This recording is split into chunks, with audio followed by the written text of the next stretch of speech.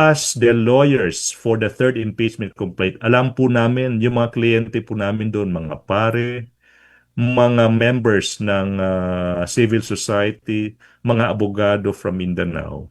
We filed the third impeachment complaint kasi po may mga ebidensya na hindi po tama yung ginawa ng Vice President. Yung i-spend ng millions of pesos in 11 days. Hindi ma-explain paano mo ginamit yung confidential funds.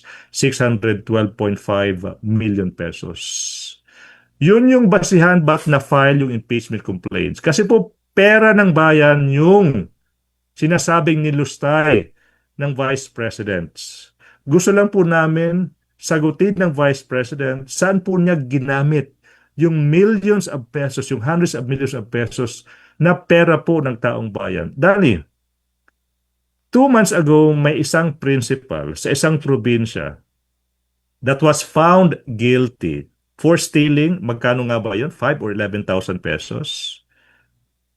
Inutusan, hinatulan na makulong. Because sabi ng korte, nagnakaw ng around 5 or 11,000 pesos yung principal na yan ng DepEd. Now, the Vice President is accused of accumulating millions of pesos of public funds. Pero sinasabi po ni Senator Escudero, that's a political act. No. Yung mga complainants that we represent, gusto lang po panagutin. Yung second highest official of the land. Hindi po yan politika, that is for public accountability. Dani.